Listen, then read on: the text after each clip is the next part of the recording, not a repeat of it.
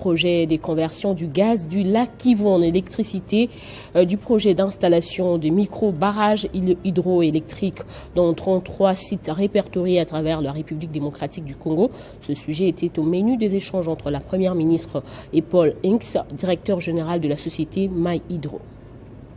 Au cours de ces échanges entre la Première ministre Judith Suminwa et M.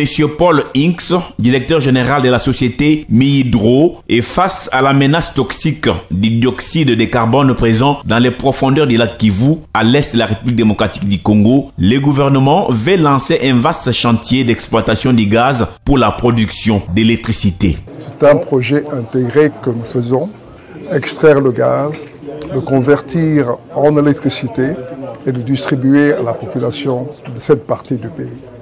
Nous sommes venus ici pour régler certaines questions de nature administrative avec la chef du gouvernement.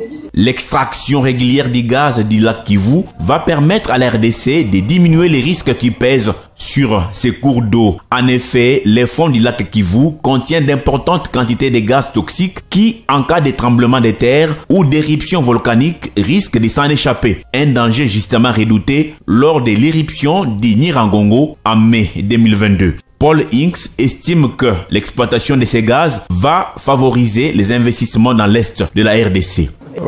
Les avantages que la population va tirer de ces projets sont énormes. Vous savez que la desserte en électricité dans cette partie du pays est très basse.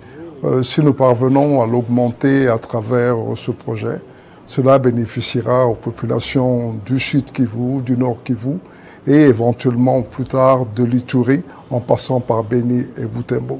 En outre, le gouvernement envisage lutter contre la facture énergétique grâce à ses ressources hydrologiques. Un autre projet d'installation des 33 micro-barrages hydroélectriques est développé avec la société My Hydro. Le premier dossier qui va être traité se fera sur la rivière Lubi à Kabeya-Kamwanga et nous avons expliqué au chef du gouvernement l'étape à laquelle nous nous trouvions et ce que nous attendions de leur part pour nous permettre de progresser assez rapidement. Le directeur général de la société My Hydro a par ailleurs salué la nouvelle législation du secteur énergétique mise en place en RDC permettant d'investir dans la production d'électricité partant de la génération vers la distribution. En effet, le programme d'action du gouvernement 2024-2028 prévoit en son 6e pilier une gestion durable et responsable de l'écosystème face au changement climatique. Et l'une des actions préconisées à ce sujet est d'utiliser les technologies d'intelligence pour optimiser la gestion de l'eau et de l'électricité. Merci à tous de nous avoir suivis. Aimez et abonnez-vous massivement à notre chaîne YouTube Tribeca Media. Au revoir et à la prochaine.